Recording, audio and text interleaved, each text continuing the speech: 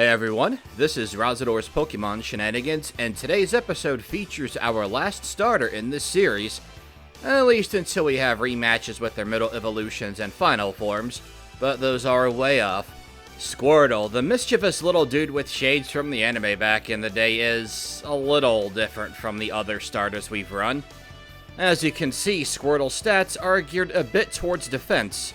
We won't hit very hard, and even with our best stats, both defenses are okay at best. Our special attack is just slightly better than our physical attack, and we're a smidgen faster than Mudkip. As far as our moves go, well, getting Bite will be nice for coverage, and because it's special in Gen 3, we can deal just a bit more damage with it. Besides that, Rain Dance and Hydro Pump, though, not much here interests me. I do have a pretty good strat in mind for a particular fight involving Rain Dance. It might not be the one you're expecting. But until then, let's take a look at our TMs. Well, having Ice Beam on the list is nice. That'll for sure make Drake easier to take out. Plus, the chance to freeze is just always nice to have. Between the TMs and level up moves, our coverage actually isn't that bad. Brick Break might be useful, but we don't get the TM for it until we reach Sootopolis, which is right after we beat the Psychic Gym. Might not be worth it by then. Not sure. We'll see. It might be on screen now, but regardless of whether it is or not, for those of you who are tuning in for the first time, first off, welcome, and here's to hoping you stay a while and listen. But here in Invasive Species, we have a couple of fun extra additions to the mods we run. We have Max IVs, a hidden power of our choosing. You could think of that like natural gift from Gen 4, but it's not a one-time use in battle. We choose our Pokemon's nature, and if there's more than one ability, we'll pick the better one. Last but certainly not least, we give our mons a single egg move, and here are the ones Squirtle gets to choose from. There's a couple on here that I actually quite like. Refresh is cool, and those of you who watched my Emerald Murkrow run know just how useful Haze can be here in Hoenn. Mist can block stat reduction moves like Sand Attack for a time, but I went with Yawn. Not only is it a sleeping move, but it bypasses any and all accuracy and evasion modifiers. So in the instance where the enemy hits us with Sand Attack or boosts their evasion, we can halt their momentum temporarily. Plus, Sleep move. Sleep's awesome. And we can say Squirtle's better at putting Pokemon to sleep than Bulbasaur in this series. Where else would you see that? First time ever. For first-time viewers or those in need of a refresher, let's touch upon an earlier note. In addition to the aforementioned rules in Invasive Species, we do have standard Pokemon Challenge rules here as well. One Pokemon in battle, HM users are allowed because we need them to make progress. No items in battle, held items are allowed, and I do allow the use of pickup, as we'll already have field mons like Zigzagoon for stuff like Cut and Dig. I run Hoenn mons in Kanto and Kanto mons in Hoenn, courtesy of the Gen 3 games, and fun little gadgets like the Universal Pokemon Randomizer. Kanto mons running through Ruby also get to take advantage of the extremely generous pickup system here in Ruby Sapphire. While Kanto mons here will lose out on move tutors, as there are none in Ruby Sapphire, I think the pickup is a far better deal, since move tutors are mechanically identical to TM usage, just they're people and not an item. Man, I remember when I first played Ruby, and the first item I ever got from pickup was a full restore. It was just west of Oldale, and my mind was so blown because you'd have never gotten a full restore before the first gym. A full layout of the rules and other useful information is in the description, but one more question I'm sure is on your mind. Why Ruby and not Emerald? Well, Emerald's a very different game from Ruby Sapphire. It's way longer, and the Psychic Gym will just cripple so many Kanto mons. Ruby Sapphire are about the same like this Fire Red.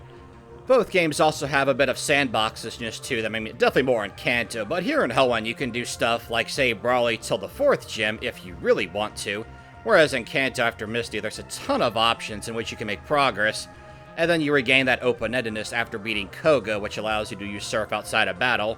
Personally, I would say that the Hoenn mons running in Kanto, the best advantage they have is that they get Fly much earlier. It's never required, but man, it's so convenient.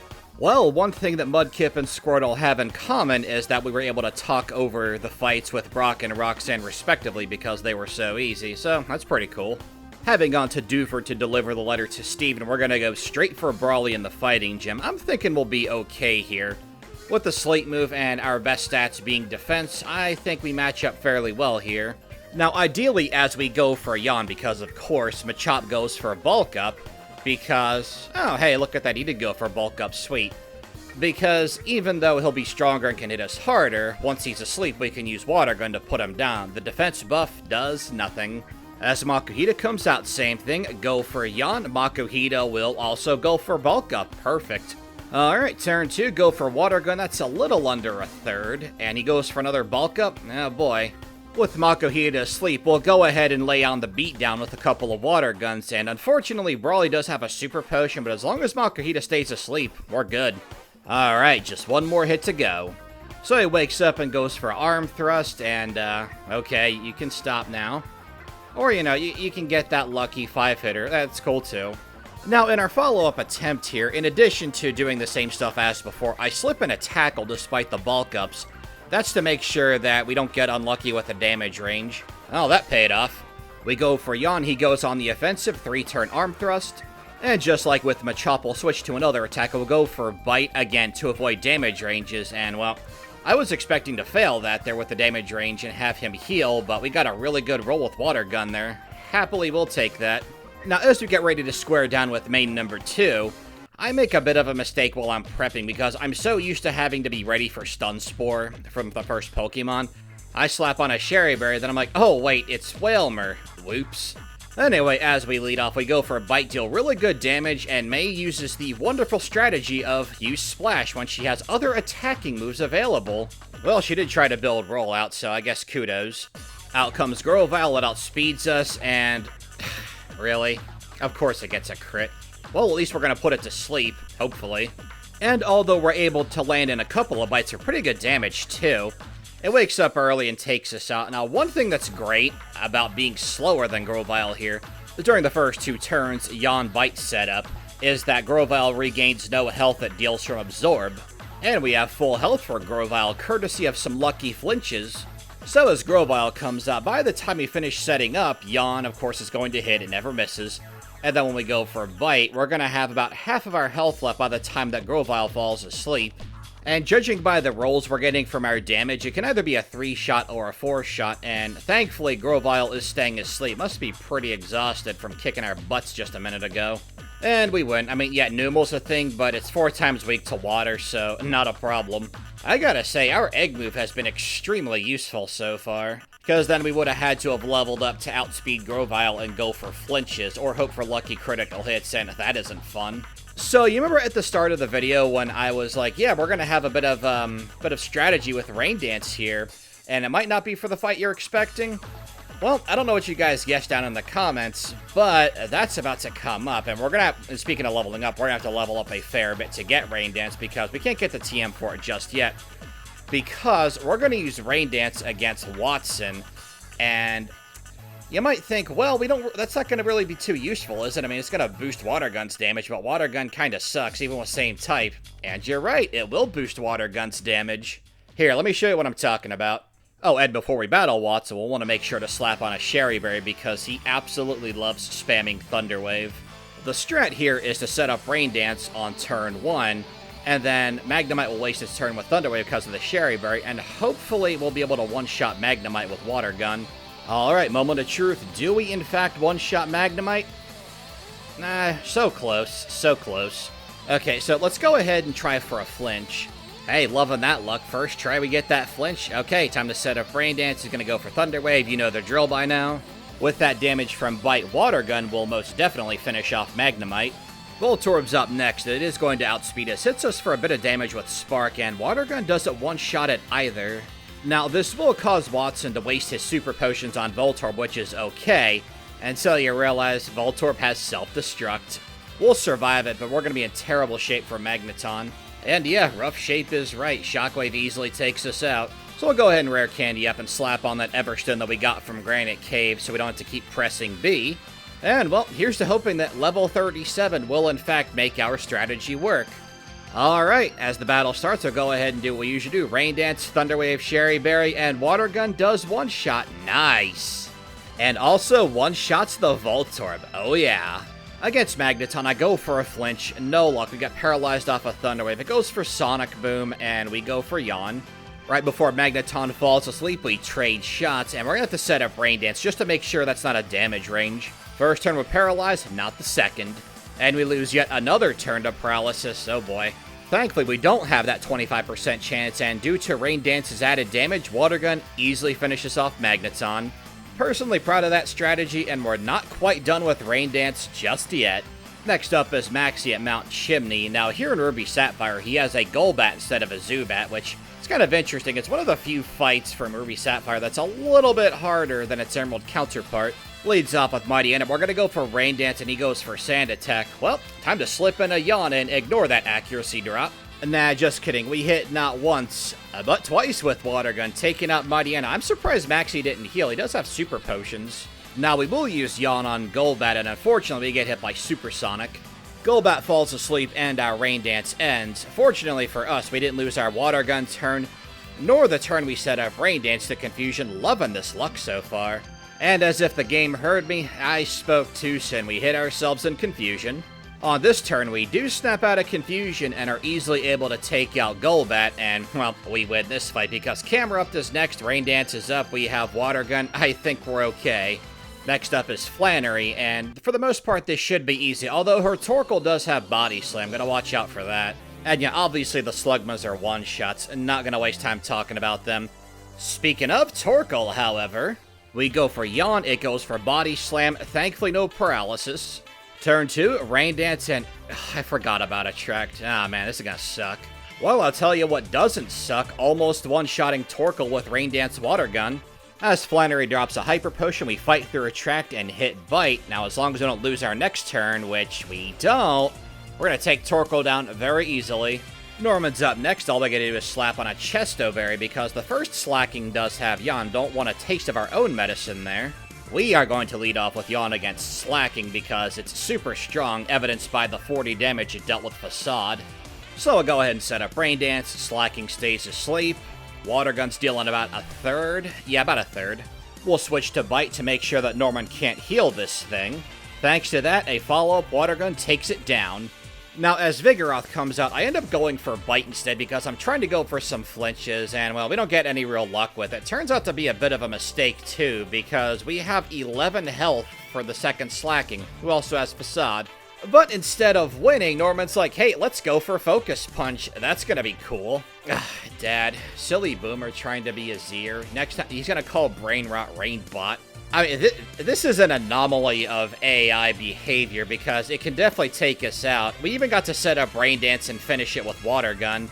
I should not have won that fight, but I always like poking fun at Gen 3 AI, so we're gonna take it. But yeah, I gotta say, been loving these Rain Dance strats because, well, correct me if I'm wrong on this, okay? Water Gun, base 40 power. With the same type, it becomes 60 effectively due to the 50% bonus. Stacking Rain Dance's bonus on top of that, wouldn't that make that, like, 90 base power effectively, just a little bit weaker than Surf? And yeah, speaking of Surf, I haven't taught it yet because Squirtle gets Hydro Pump in a couple of levels, and I'd rather have that for our little turtle boy. I just think it's pretty cool that we've kept Water Gun so relevant for so long in this run. And yes, if Grovyle crit us, we would have lost that fight. Okay, so a Swallow goes out, immediately going for a Yawn. This thing loves Double Team, so we're going to put a stop to that. It goes for Aerial Ace as we set up Rain Dance, which is perfectly fine. We do get Winota to waste some healing on Swallow, which is huge. And this pretty much goes off without a hitch here. We miss Water Gun once, I think, but either way, we don't take any damage beyond that opening Aerial Ace. And as Pelipper comes out, it goes for Protect because it loves doing that. Our second Bite flinches, which is awesome, and thankfully he misses with Supersonic. 55 accuracy move, coin flip if you miss. Next up, Winota decides to send out Skarmory, which could be annoying because this thing knows Sand Attack. Turn 1, Yawn Aerial Ace, gonna set up Rain Dance. Man, between this and the Mudkip run, the AI really doesn't want to use Sand Attack on us. I'm perfectly fine with that.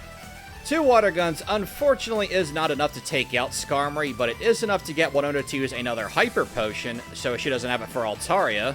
And Skarmory goes down just as the rain ends. Rather poetic, don't you think? And we hit level 46, just one more, and we'll have Hydro Pump. That'll be a lot of fun to play with, although that 20% chance to miss, I don't know, man. So as Altaria falls asleep and our Citrus Berry kicks in, I decide to set up Rain Dance, because I guess I was curious to check out the damage. Even with a critical hit, Bite probably is the better play. But then I get this gut feeling, what if Altaria wakes up early? It does, and that brings our HP into Torrent range, so now Water Gun is the better move, and we defeat Altaria. Defeating an Altaria with a Squirtle using Water Gun, that's the Invasive Species experience, baby. Gotta say, I'm loving Squirtle's little first try streak he's gotten ever since defeating Maxi at Mount Chimney. So while we beat Mate on the first try, I'm sure that's gonna shock you guys to your core. Sorry for that massive spoiler. I just want to drop a quick channel announcement here. In lieu of our 50 subscriber milestone, I've actually completed the 50 subscriber video I have in mind, and I think you guys are gonna have a lot of fun with it. And speaking of videos, I have quite a few Invasive Species runs done, actually, and that's awesome because I can adhere to my schedule that I have planned. I did miss the mark with, I think it was the Torchic run. I meant to upload it on Friday, but it was Saturday. You know, whatever. But yeah, typically they'll be Monday and Friday. And after our 10th episode, we're going to have what I'm going to call a little subsect of Invasive Species that I'm very eager to introduce, and I think you guys are going to really like it. One thing that I really enjoy about YouTube is the scheduling feature that they have, where if I don't want to upload something immediately, if I want to schedule for a later date, you can do that. So this video, even though I'm not voicing it on that day, Friday, 1:30 p.m. Central Standard Time, gives me a ton of time to work on other stuff as well, and there's a lot of videos for this channel that I'm working on. I actually got quite a few done, which is awesome. And if you are curious about Invasive Species, I actually have the series planned out, at least how many episodes I want to do. Okay, so now that I grabbed my Meryl, we can go and fight Tate and Liza. I picked a Meryl because Meryl has Defense Curl, literally useless in this fight. Turn 1 Hydro Pump hits Lunatone, easy one-shot. Wow, the text boxes for Marl's unnecessary level ups lasted longer than Lunatone in this fight. But what? Oh my god. Wow, okay, well, I thought Marl was gonna get knocked out by Psychic, but it survived. Oh man. That would not have happened in Emerald, but I'll happily take that. That was amazing. Man, Tate and Liza need to get their gym badges revoked. That was embarrassing. Speaking of embarrassing, well, Maxi does have a Crobat this time around, but we gotta get to it first. We go for Yawn, Mightyena goes for Scary Face, now we are slower. Mightyena then goes for Swagger, but that's okay, we have a Person Berry just for this occasion. And we do miss Hydro Pump, not unexpected, 1 in 5 chance. Well, the second one hit. Well, since we only have 1 Hydro Pump left, I'm thinking we're gonna have to save that for camera. So, Yawn on Crobat, Wing Attacks, whatever. Bite does about a 4th, a 5th maybe? We bring it down to about half, and Maxi goes for a Super Potion, actually threatening for a change. And despite that ocean of healing, we do bring Crobat down to a sliver. Unfortunately, he wakes up right before it going down and slips in a Wing Attack. But thanks to Scary Face, Camera Up outspeeds us, never thought I'd say that, and finishes us with Takedown. Wow, that was embarrassing. That aged well. Okay, change of plans here. Go for Hydro Pump straight away, one-shot Mightyena. Crobat doesn't go for Confuse Ray. Interesting choice. There we go. Now it did. And as Crobat falls asleep, we miss our first Hydro Pump, but not our second, so we're going to have to use Bite to take out Camerupt. And, well, to make a long story short, we need Hydro Pump to take out Camerupt because we're going to need a ton of flinches going by that Earthquake damage. Oh man, Maxi, he just straight up obliterated our undefeated streak we had going for a little bit there. I guess it's appropriate. It started with Maxi, and it ends with Maxi. Okay, Hydro Pump doesn't miss Mightyena. That is excellent. Confuse Rays, fine. Person Berry, Yawn, all that good stuff. And we're going to go for a Bite after setting up Rain Dance. But then I'm like, you know what? Let's go big. Go home or go broke. And boy, we cashed in big there. And even better, we obliterate Camerupt with Rain Dance-powered Hydro Pump. And yeah, I know, I didn't start with full power points. I'm being very stingy with my power point ups because I'm not sure if I'm keeping Hydro Pump for the long term. Hey, you want to see the most annoying thing in the world? Getting confused off of Sweet Kiss, then getting slammed by Attract, and losing tons and tons of turns between hitting ourselves and being immobilized in the name of love. Now there's a G Gundam slogan if I ever heard it. Well, after our Citrus variant taking a bit more abuse, we do one-shot Love Disc with Hidden Power. Oh wow, never mind, no we don't. That's fine, Wallace can waste the Hyper Potion on Love Disc instead of a more dangerous Mon. As Whiscash comes out, we go for Yawn. It sets up Rain Dance for us. That's cool. Thanks to that, Hydro Pump is a one-shot. Next up is Celia. We go for Hidden Power. Make a guess on which one it is. It does pretty good damage, all things considered. No Body Slam Paralysis. Down goes Cilio. Rain Dance does make Sea King faster due to Swift Swim, however, but we still do really good damage ourselves. That will be a 2-shot. Well, I could have sworn the Sea King had Horn Drill. I guess not. As Milotic comes out, go for a bite, and we get a flinch. That's cool. Milotic goes for a Twister. I didn't know it had that. And I made a mistake here. I should have gone for Yawn when I kept going for Hydro Pump because we're in Torrent range. And we paid dearly for that mistake by getting frozen off of Ice Beam. This time against Love Disc, we do hit ourselves in Confusion, but we don't get the worst luck in the world and immediately power through Retract, and we actually do one-shot Love Disc this time. We hit ourselves in Confusion, which is actually good because Whiscash sets up Rain Dance. And we know how that song and dance goes. As Celio comes out, we go for Hidden Power, and it does really awesome damage. Unfortunately, we do get paralyzed off a Body Slam, but I decided to stick this one out because, hey, why not, right? We do lose a turn to Paralysis, but our Citrus Berry kicks in. We don't lose this turn. Down goes the Celio. 2 more. As Sea King comes out, we end up 2-shotting with Hidden Power, although we do get confused off of Water Pulse, because of course we do. Now, because we are paralyzed, we don't have to worry about getting frozen off of Ice Beam from Milotic, so we'll go ahead and set up Yawn here. Next up, we miss Hydro Pump. We get hit for a little bit of damage off of Water Pulse. Milotic is asleep, and we're in Torrent range. Hydro Pump does about a third. That's pretty good. Unfortunately, Milotic wakes up very early, and we get taken out, but we almost defeated it while paralyzed. That was pretty awesome. And Love Disc missing Sweet Kiss is very awesome. Whiscash goes for Rain Dance. Our second Hydro Pump hits. As Celio comes out, you know the drill by now. It goes for Body Slam, no Paralysis, and we're able to take it out with some Hidden Power after, Wallace heals it to no avail. Sea King sets up Rain Dance as we go for Hidden Power, giving us a free hit, but because it has Swift Swim, it does hit us with Water Pulse, but we're able to take it out with a follow-up Hidden Power. As Milotic comes out, go for Yana, goes for Water Pulse, powered up by the still active Rain Dance, but that's going to help us out too. As Milotic falls asleep, we'll go ahead and use Hydro Pump. Thankfully, it connects. Milotic stays asleep. The rain stops. We're going to switch to Hidden Power, and down it goes. Including the attempts you saw, this fight took 8 tries. Well, at least we can beat up Wally like we usually do on the first try. And just to punctuate that point, we one-shot Altaria with Ice Beam. We have 1 Hydro Pump left just for Magneton. We do not miss. Excellent. Next up is Roselia, who is, in fact, a one-shot with Ice Beam.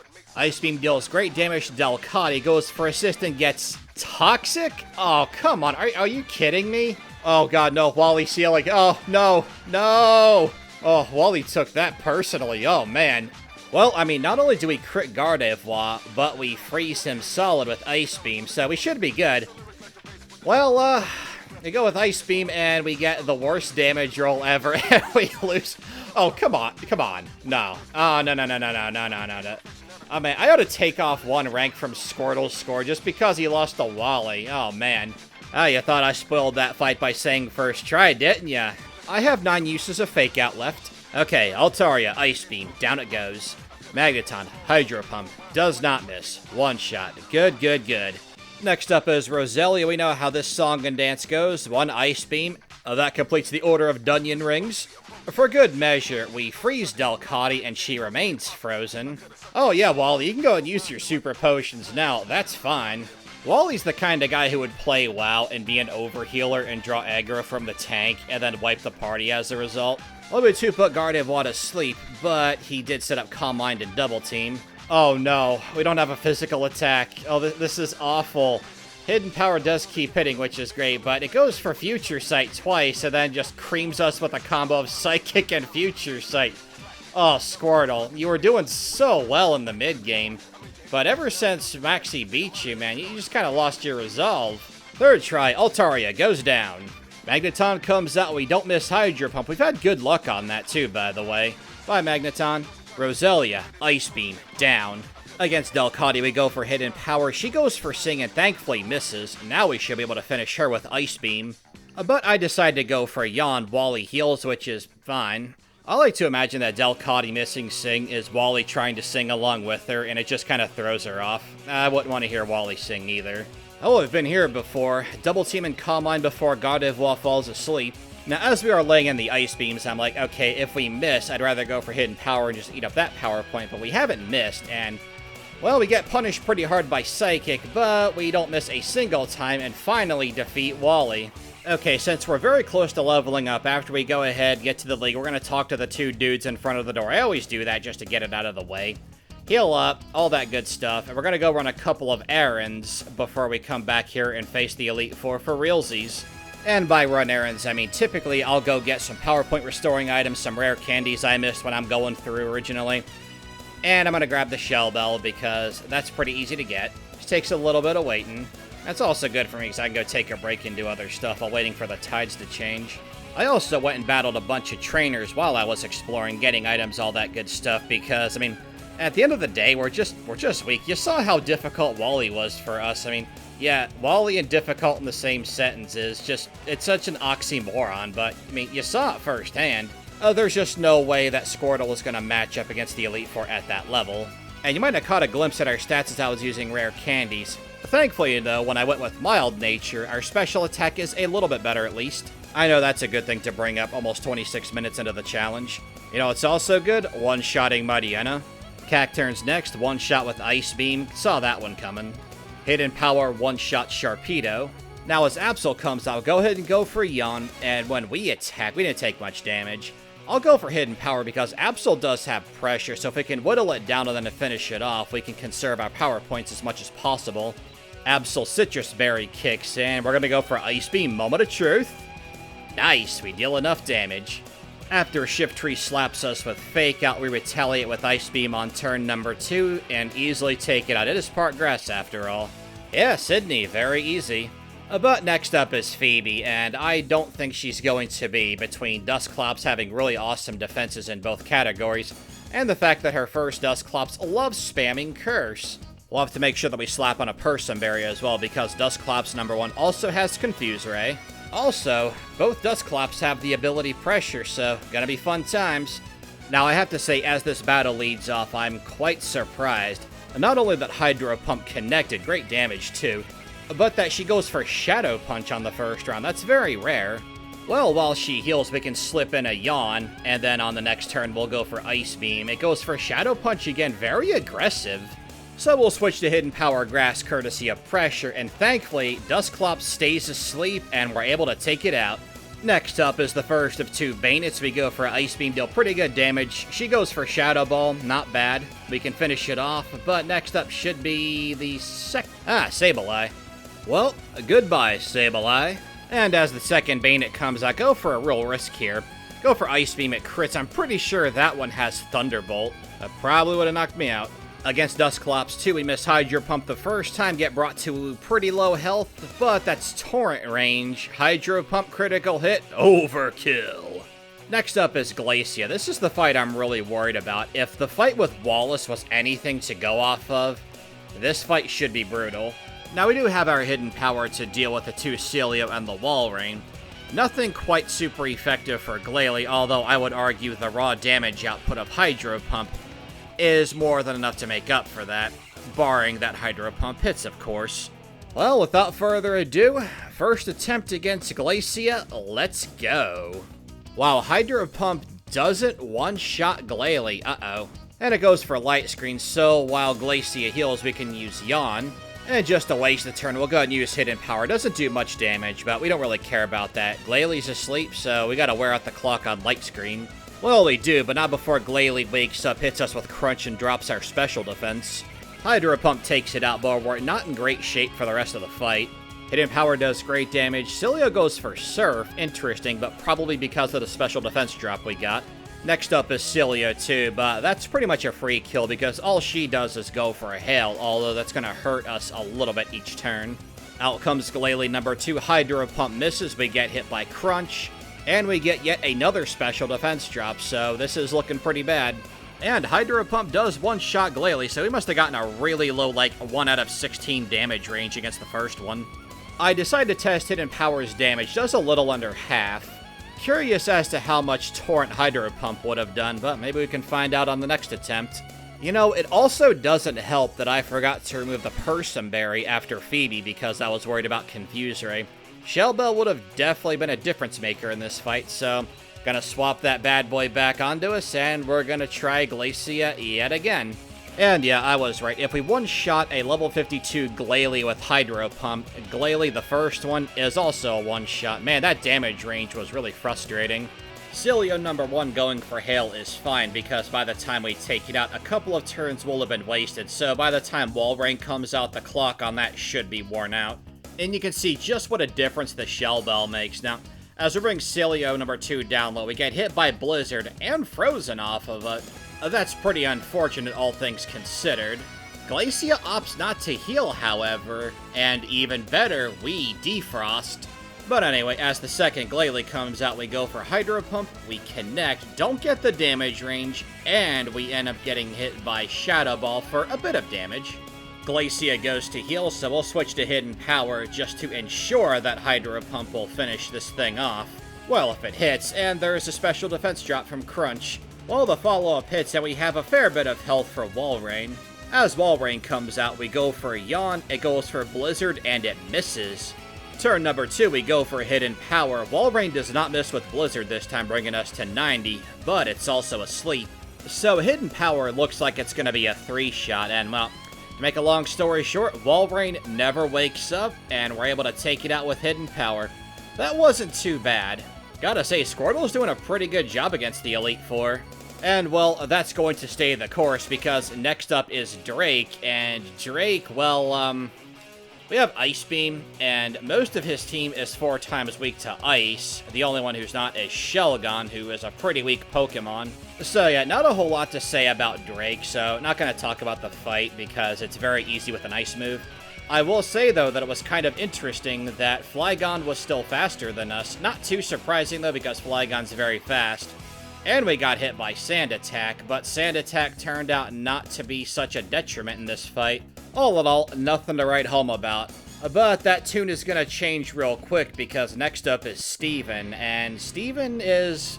well, we kind of match up okay against him, but, I mean, we're still playing as a Squirtle. We're slow. And Skarmory loves going for Toxic. We're also going to say goodbye to Hidden Power. It was electric, by the way. We can reintroduce Rain Dance into the equation. I made sure to get the TM for that and Ice Beam when I was out exploring and running errands. Well, it's time to fight the champion. Can't wait to see how this turns out. Okay, we set up Rain Dance. Skarmory goes for Toxic, and it hits. Wow, who saw that one coming? Not me. Okay, so we're going to speed up to an attempt where we don't get hit by Toxic immediately. Now, if you're curious, I'm going for Rain Dance for 2 reasons here. Number 1 is damage is awesome, and number 2, Aggron has Thunder, and having Rain Dance out makes Thunder 100 accurate and never miss, so the AI will send out a Thunder user because Rain Dance is out. Anyway, as Aggron goes down, next up is Cradilly. We almost one-shot it with Hydro Pump. That's pretty sweet. Getting confused is less sweet, however, especially when we hit ourselves. Now, we do slip in Yawn, but unfortunately, Cradilly crits us with Giga Drain, so yeah, this attempt is pretty much over. And yeah, we hit ourselves. Cradilly would have finished us. Now, if you'll excuse me, I'm going to fast forward past another instant Toxic attempt. In this attempt here, we go for Rain Dance. Skarmory goes for Aerial Ace, perfectly fine. Hydro Pump hits, down goes Skarmory. Out comes Aggron, we miss with Hydro Pump, and you can see just how bad it is with Thunder. I mean, we're weak to it, and we still have half our health.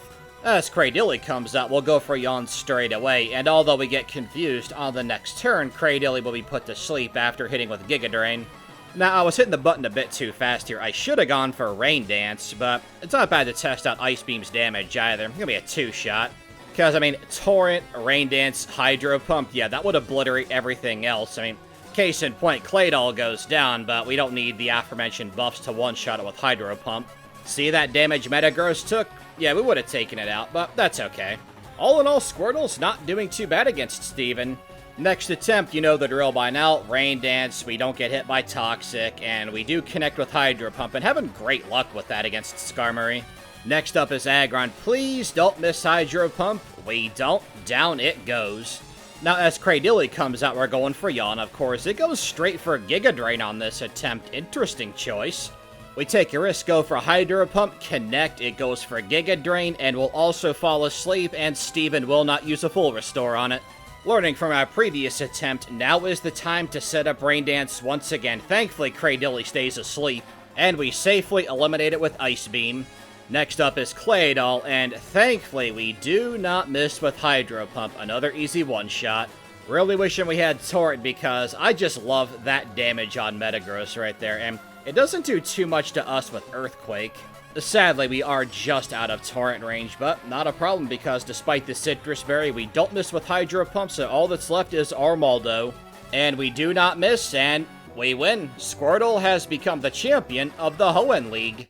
And we do level up. However, here on Invasive Species, if we level up off the final Pokemon of the game, I do not count it. So for our scoreboard, Squirtle is going to be level 73, and the reason why I don't count it is because that final level up contributes nothing to the run. We don't do post-game, not that there's any to do in Ruby anyway, beyond, like, the tower and catching Pokemon, of course. I gotta say, Squirtle was interesting in this run. The beginning wasn't too bad, although Watson and Wally were a little bit annoying. I'll have more on that here in a sec, but at level 73, again, subtract 1 because it leveled up off the final Pokemon. As for Squirtle's time, well, we clock in at 6 hours and 58 minutes. But yeah, our undefeated streak started at Maxi and ended at Maxi. I thought that was kind of cool, kind of poetic in a way. On that note, I want to thank you guys so much for watching. Next up on Pokemon Invasive Species, we're going to be going back to Kanto, and we're going to be playing as Plusle. Plusle doesn't start with an attacking move, nor does it get one till level 10, so, that's going to be interesting. Getting by Brock is going to be a real chore because I got to tell you, I looked at its egg moves. Oh, man. It's going to be a fun time, though. I'll see you guys over in Kanto. Later.